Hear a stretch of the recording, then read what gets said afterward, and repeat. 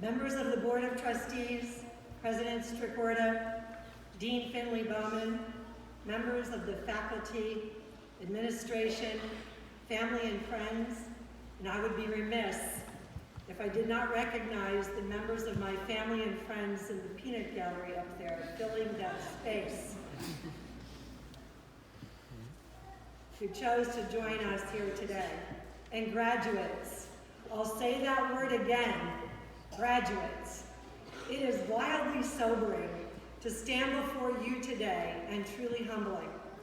To have sat where you have sitting and to stand where I am standing today, like you, I suspect, seemed highly unlikely, potentially out of reach, or if you're exactly like me, incomprehensible. And yet, I'll say that word again, graduates, you've done it. Your milestone is achieved. My sincere and heartfelt congratulations to each of you. From the most senior member of this class at age 62 to the youngest member of this class at age 22. From criminal justice majors to healthcare administration, accounting, information systems, corporate communications, human services, and my fellow business administration majors, cheers to each of you. And I would be remiss if I didn't point out there are two amazing mother-son graduating combinations here. What an amazing milestone. That deserves a round of applause.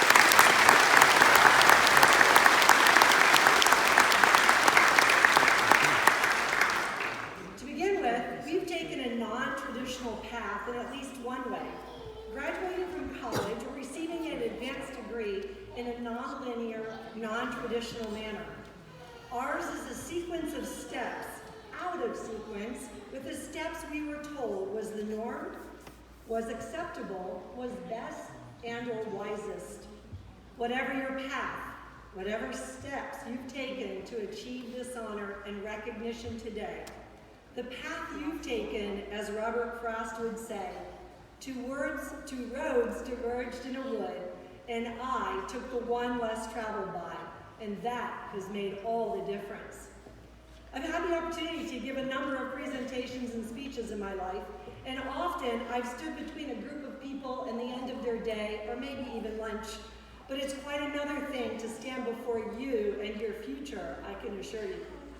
In that spirit, I will be brief with what one of the CEOs I work with admonishes his coworkers to be. Be brief, be bright, be gone. I will be as brief as possible, hopefully bright, and will be gone so you can get on with the rest of your life as quickly as possible.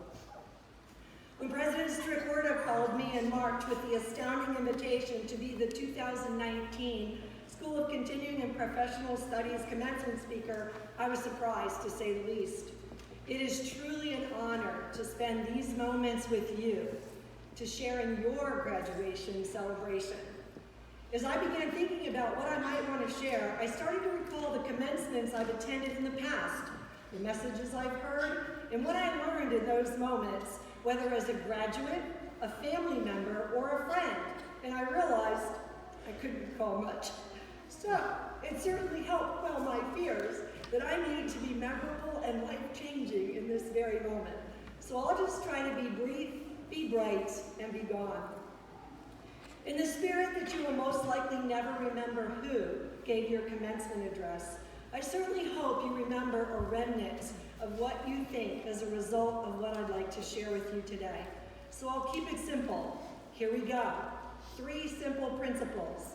In reflecting on what I wanted to share, I asked myself if I had to choose 3 of the most important business and life principles that have impacted me personally and professionally, what would I share?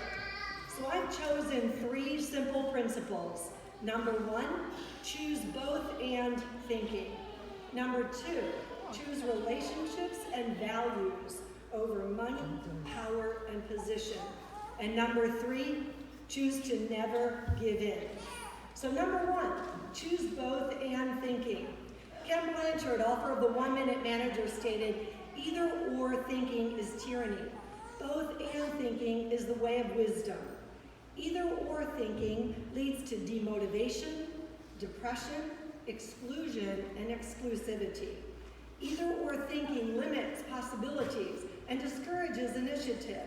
Either or thinking sets us up for failure and creates a culture of win-lose. If we set a goal and we don't reach it, we fail. If you break the rules, you're out. If you take the test and you don't pass, you're not smart. If you make a bad choice, you're not worthy.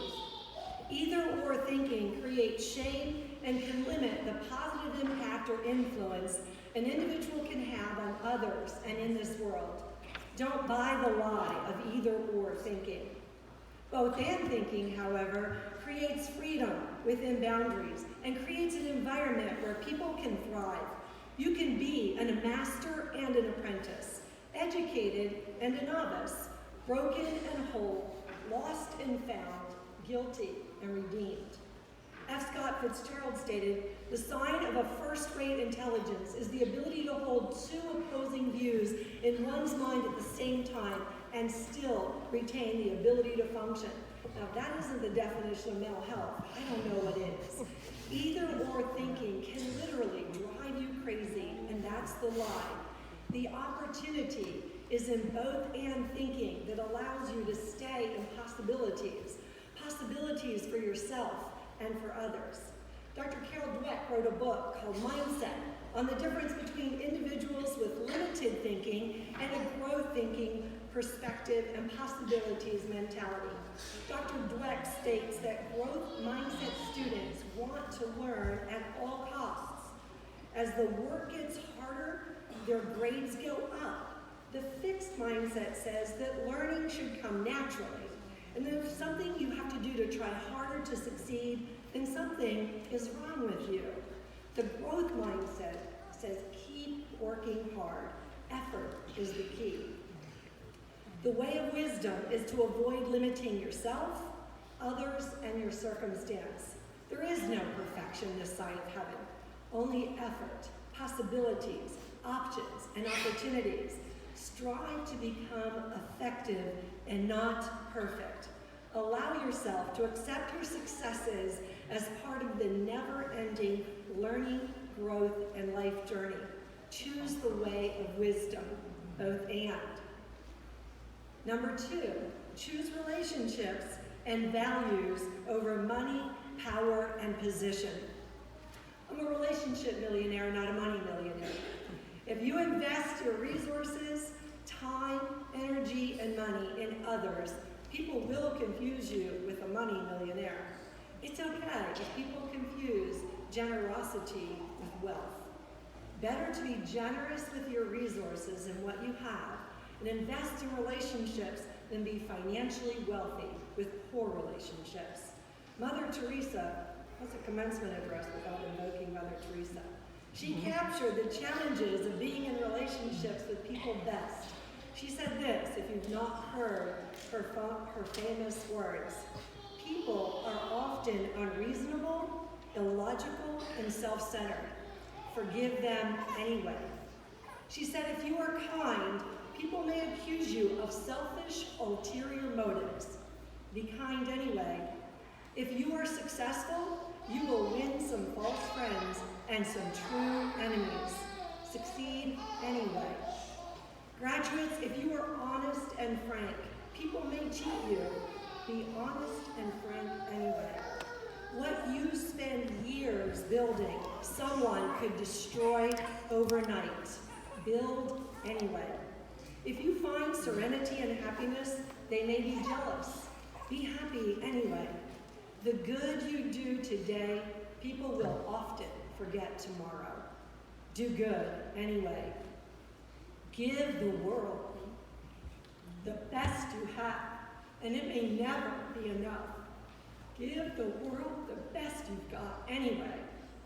You see, in the final analysis, it's not between you and them. It's between you and your God. It was never between you and them anyway. Relationships with people are difficult. Even though we're wired for relationship, it's in our DNA, and we long for relationships with other people. Relationships, if you haven't noticed, are ironically the source of all joy and pain in life. Here's that both and thing showing up again. Love is a verb, not a feeling or emotion. People are difficult. Love them anyway. Love is service, as Elizabethtown College so wisely teaches. That's a commencement address without a plug for your alma mater. Whether personally or professionally, choose relationships over money, power, position. It will require grace, patience, humility, emotional maturity, and a tremendous amount of personal sacrifice and will. Choosing relationships and values over money, power, and position takes a heart of gratitude. Gratitude for what you've been given, gratitude for opportunities to serve others, and gratitude for those who have poured into your life, like the professors, administrators, staff, family members, and friends who have invested and are with you here today. Gratitude means a focus on others and not on self. And we're grateful. I would be remiss if we didn't point out that it's President Strikwerda's final commencement today after years of service to Elizabethtown College.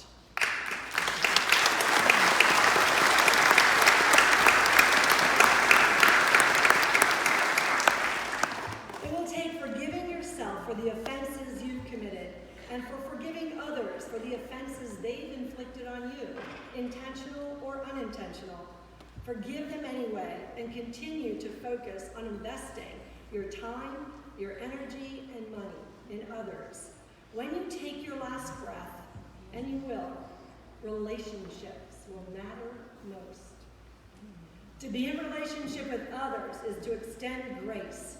Grace is unmerited favor, exactly what I'm receiving today at this very moment, unmerited favor. So number 3, choose to never give in. In the shortest commencement address ever, Sir Winston Churchill strode to the podium, cleared his voice, and in his characteristic solemnity, admonished the graduates to never give in, never give in, never give in. He turned and said, "Sadly, you are not so fortunate as to experience Sir Winston Churchill's attitude. However, we're nearing your future shortly, I can assure you. When your mother dies at age 20, when you're 6 months pregnant, when your first marriage ends in divorce contrary to what you hoped, when your father dies when you're 40, and finally, when you meet the man you think you're going to spend the rest of your life with, you marry him, and he dies when you're both 50, you'll want to remember those infamous words. Never give in, never give in, never give in. Hold on to what's best about you and your circumstances. One of my favorite passages is from Romans 8:28, where Paul is encouraging believers to remember that all things can work together for good. Paul never said all things are good.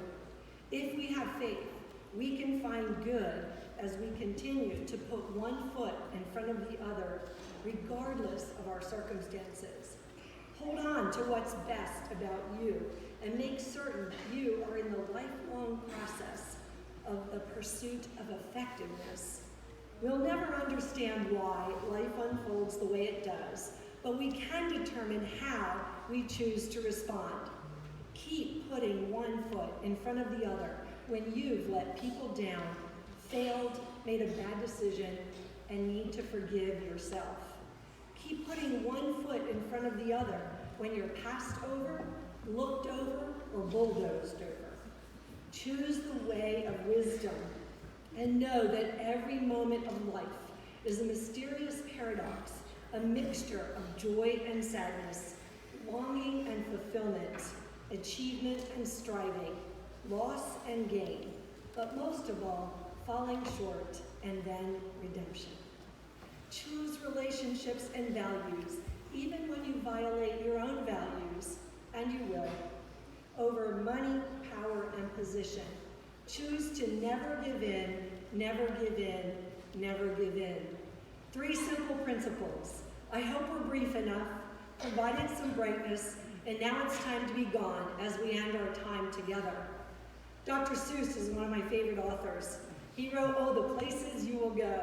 One of the best lines in that book is, "You have brains in your head, you have shoes on your feet, you can steer yourself in any direction you choose.